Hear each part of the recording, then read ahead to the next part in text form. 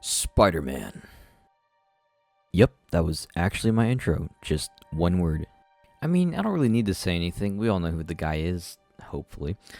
Okay, but seriously, this guy in particular arguably has probably the most diverse continuity for any character, like, period. I mean, there's literally a Spider-Verse, so the sky is the limit when it comes to this guy. There have been so many iterations of him over the years, and I'm going to do a comparison between two important versions of the character. But before I dive into anything, however, there is an aspect of the character that I think needs to be fleshed out before I go into this further, and that is the everyman aspect of Peter Parker. Basically, to me, a hero has to be somebody who will sacrifice or will take great chances to help others, but still have human traits, still not be perfect. When they become perfect, they become dull. Then when I said I want him to have a lot of personal problems and nothing ever goes right for him, he said, "Stan, don't you know what a hero is?" The man couldn't have said it better himself. Iron Man is a trillion billionaire. Thor is the god of lightning. Captain America is a super soldier. And what's Spider-Man? He's a guy from Queens. He's just a dude like you, like me, like everyone in this room right now. And I think that is a beautiful thing. Because the thing is, Peter didn't have to get bitten by that spider. It could have been anyone. Anyone could have been Spider-Man. And at heart, I think that is what makes him shine. We all relate to having money issues sometimes. We all relate to having high school problems. Sometimes things go our way and sometimes they don't. He's not a perfect guy. He's not a perfect hero. But that's why we love him. Because he's just your ordinary, friendly neighborhood Spider-Man. A tale of your ordinary guy learning to be a not so ordinary person, a better person. A person that learns with great power comes great responsibility.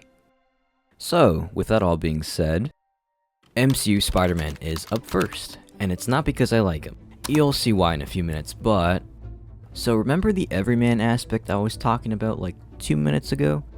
Yeah, they completely tossed that out the window. I mean, I don't know about you, but I don't know any trillion billionaires who'd be willing to make high-tech Spider-Man suits for me. I mean, come on, nanotech? Really? The absurdity of this version of Spider-Man is what makes him the furthest thing from Spider-Man ever. None of his consequences ever have actions. He has all the money in the world and goes out beating bad guys just because it feels cool to be a superhero, because he wants to be an Avenger. That's it. What are you gonna do about the water monster? Nothing. He didn't even want to be Spider-Man to begin with. Nick Fury basically dragged him out into being Spider-Man. And yes, I know of the Spider-Man No More arc. The thing that makes that arc powerful is because he comes to grasp with coming back to being Spider-Man. That's what makes the moment impactful. It highlights the struggles of Spider-Man ruining Peter's life. He has every right to not be Spider-Man, if anything. But the thing that speaks volumes is that he still chooses to be. I never asked to be Spider-Man. I never asked for these powers. I never knew it would mean a bashed up hand, a hard 9 p.m. curfew, no job, and friends who all think I'm scum. It was all just a twist of fate. Bad luck, a random bug bite. Easiest decision I ever made.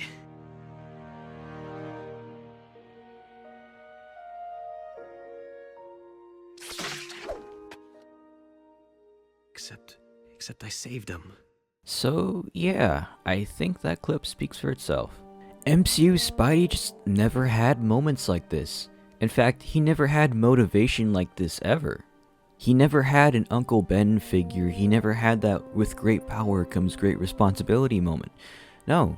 In fact, the only mention of Uncle Ben in this universe is on a suitcase. He never got that crucial arc that pretty much every other Spider-Man got. But you know who did get that arc? And did it with style and a version of Spider-Man that I haven't seen quite as interesting as this?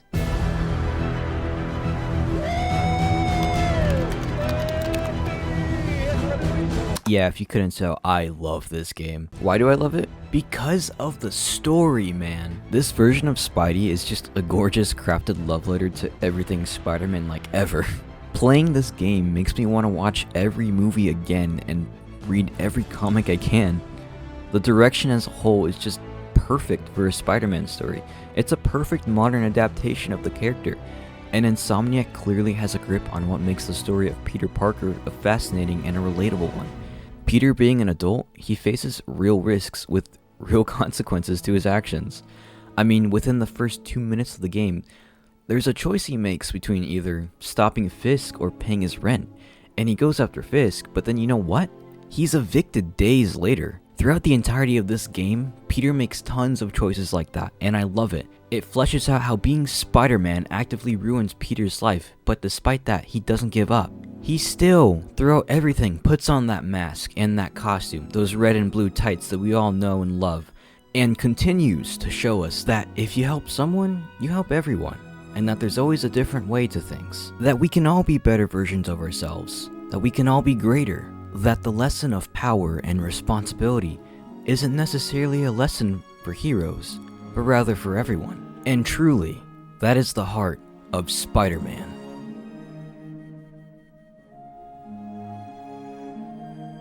You could be any kid. You could be anything, and imagine you were in that costume. So I think that made it relevant to everybody everywhere.